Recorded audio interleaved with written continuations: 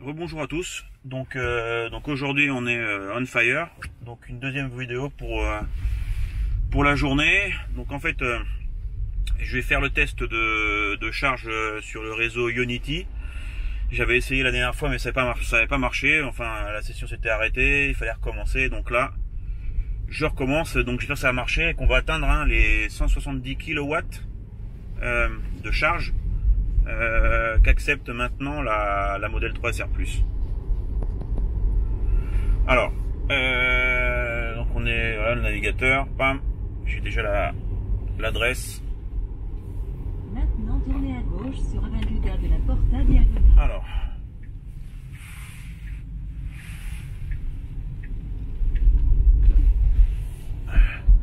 c'est parti. Donc c'est à côté d'une station essence, c'est à 13 km de mon travail, donc voilà, 13 minutes. Bon. Je pense que ça va être assez rapide.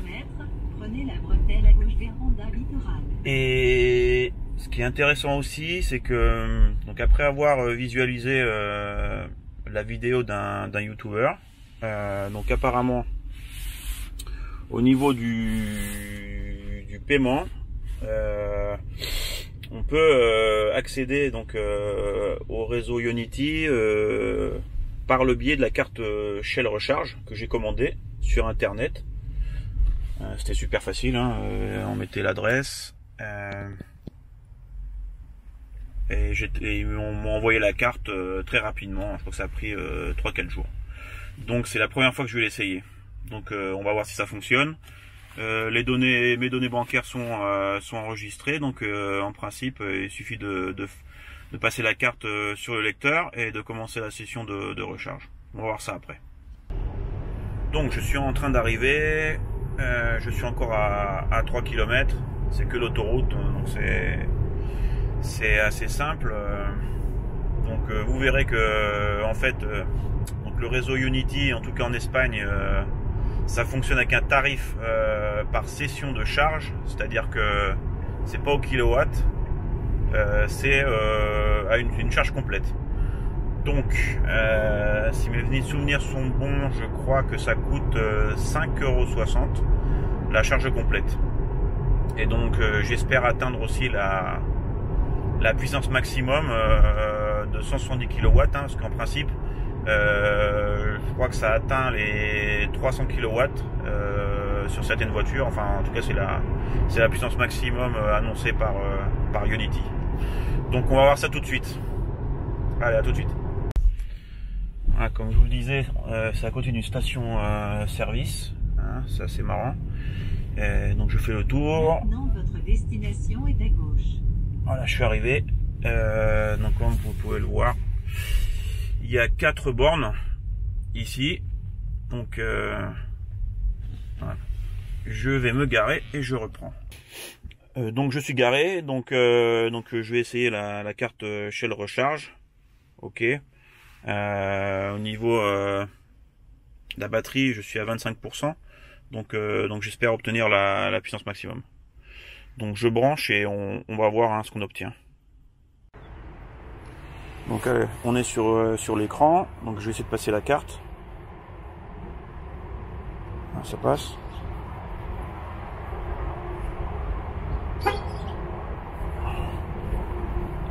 Voilà, alors qui me dit de brancher la voiture. Ok, alors on va brancher. Alors l'application, hop,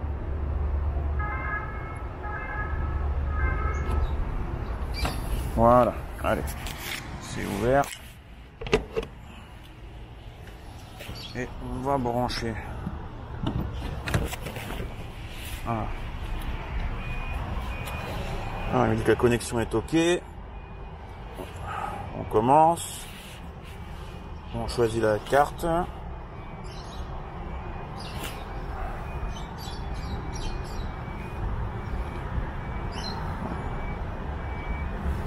Ah oui, là. il est en train de vérifier. C'est bon, c'est autorisé, ça commence à charger. Donc on va aller voir dans le véhicule. Voilà. Ça mouline pas mal. Alors,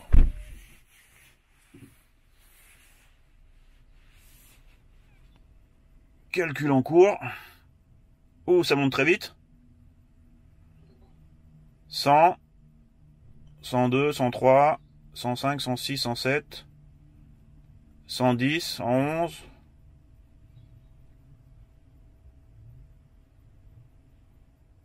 112, 113. Bon.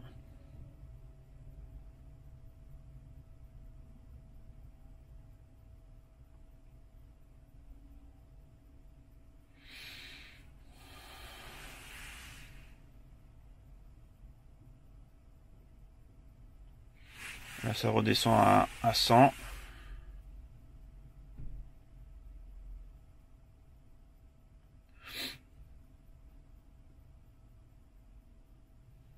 Donc, eh ben, j'ai réussi à avoir 112 au départ, mais j'atteins pas la puissance maximum. Hein.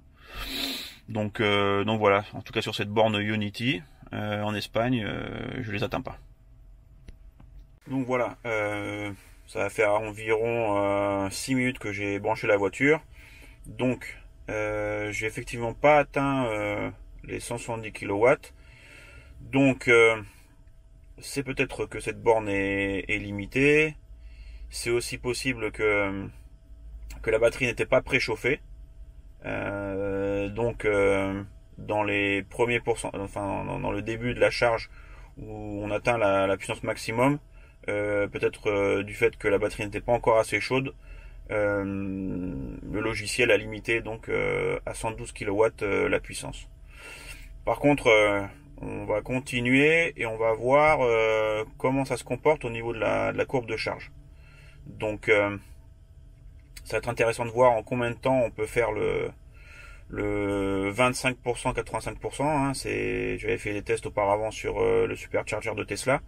Donc on va voir si la courbe est meilleure, parce que même si on n'atteint pas la puissance maximum, souvent maintenir une puissance intermédiaire plus haute permet de réduire le temps de charge. Donc on va voir ça.